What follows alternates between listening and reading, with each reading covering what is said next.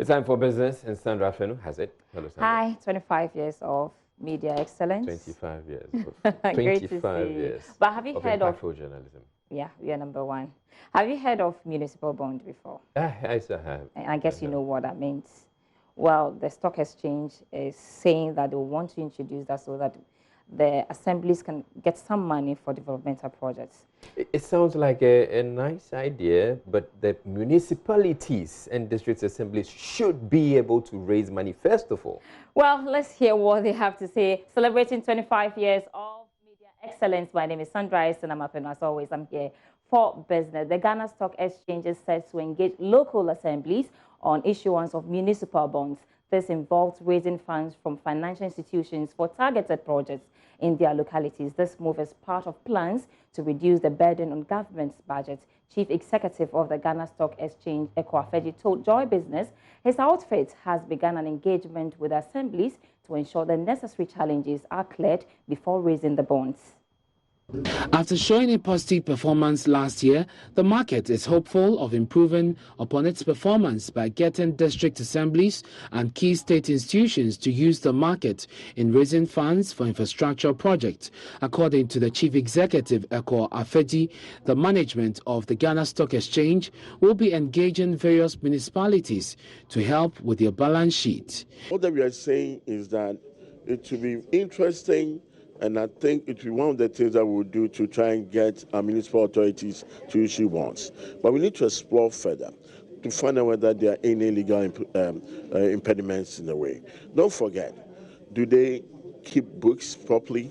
Do they have enough a big balance sheet to support issuance of bonds, etc. So we need to do a lot more research work, a lot more work in order to be able to get municipal authorities to issue bonds. In other jurisdictions, even in Africa, even across Nigeria, you have Lagos State or some of the municipal authorities in addition to the states also raising capital.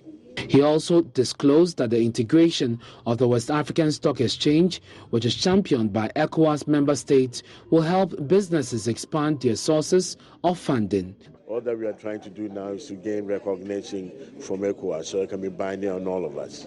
But what we are trying to do is specifically equip or give license or what you call a common passport or mutual recognition to certain brokers who meet certain requirements in order to trade across West Africa.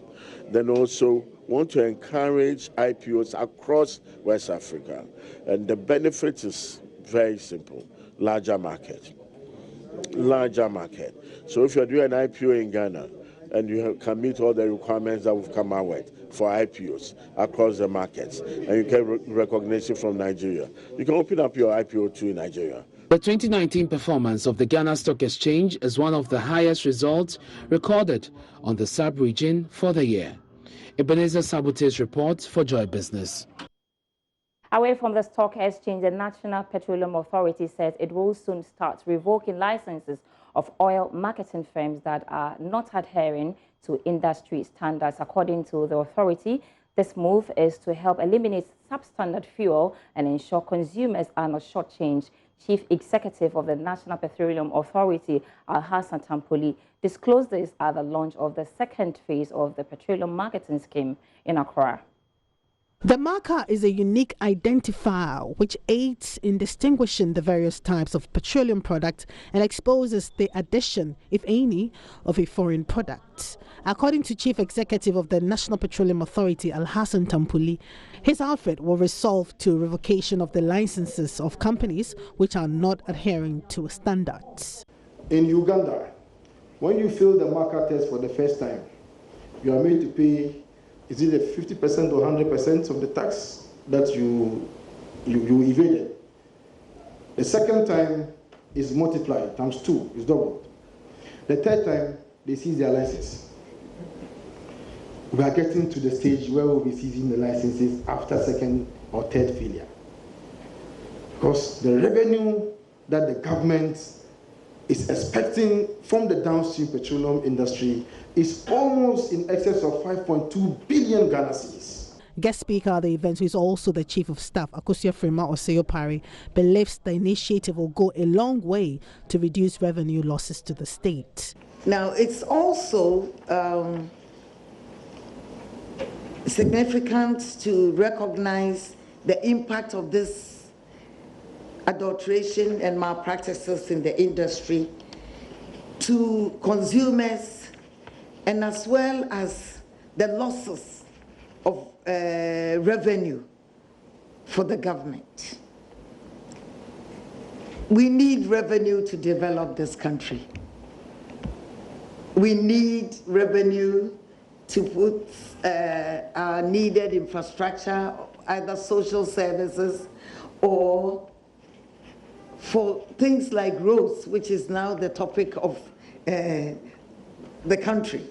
On his part, the Deputy Minister of Energy, Dr. Mohammed Amin Adam, says the petroleum marking scheme comes with an associated cost on fuel pricing. Fuel marking is not free, we know that. And it has impact on petroleum product prices. We will not have been paying for it, but for the bad ones amongst us. So all of our citizens of Ghana must be vigilant and continue to expose those bad ones. I am happy that the Seaboard has advised operators, players in the industry, to expose your colleagues. The event featured a demonstration of the Phase 2 of the Petroleum Product Marking Scheme. Relevant stakeholders like the Association of Oil Marketing Companies and the Chamber of Bulk Oil Distribution Companies lauded the initiative and urged the MPA to ensure that the latest development yields the needed result. Bismarck Osa's report for Joy Business. Still on the petroleum sector, the Chamber of Petroleum Consumers is warning the planned reduction in petroleum prices may not be realized. Fuel prices should have gone down by some 2% from Monday, but the various oil marketing firms are yet to adjust prices at the pump. Duncan Amwa is the Executive Secretary of the Chamber of Petroleum Consumers, COPEC. He has been explaining to Joy Business why reduction in prices may not be realized. You have the NPA reinforcing the price stabilization and recovery levy, the PSRL. What that means is that some 14-16 pesos that was taking off is now being reinforced. And so whatever gains the city stability would have given you and I is actually getting wiped out by the reintroduction of the PSRL. We have said that the way prices are set in Ghana, it continuously works against the consumer. Unless something is done about the whole price build-up, it will be difficult for Ghanaians to have the sort of reliefs they need to get when world market dynamics are favorable, when the city is also stable, and when taxes are also stable. Unfortunately, every one of these indicators, when you find world market prices go down, then government sneaks in more taxes. When the city is stable, government, reintroduces taxes that they are taking off. When the city now depreciates, they add. When world market prices go up, they add. When taxes go up, they add. So these things cannot continue. See, deregulation would have worked in Ghana if we didn't have as much taxes, if the city didn't play as much of a role. Unfortunately, all the other dynamics, like I've indicated, if you look at the price build currently, the only part where deregulation works is the OMC's margins. Okay, so they have a choice to either sell and get full margins or reduce their. That's the only part. All other elements in the price build are cast in stone. There's no relief anywhere. And we are saying that let's tweak the price build up a bit so that it responds when world market dynamics are favorable. It responds when taxes go down. It responds when cedi is able to stabilize against the major trading currency, the dollar. Unfortunately, as it is, deregulation only works within the margins of the OMCs, and that is not sustainable. Let me get your thoughts on the marking product scheme that the NPA has launched. For you, what do you make of this move by the regulator in trying to ensure that when I drive to the service stations, I get quality fuel? GOL has introduced a higher spec or grade of fuel. We are very happy because GOL as a market leader is showing it can be done. We have asked all other oil marketing companies to ensure that they follow suit so that when I drive and I buy from Goil, the next station that I may not get Goil and I load from should not give me a lower grade. That's all for the first part of Business with me, Sandra S. I'm back after 8 p.m. with more business news, but do stay tuned for show business.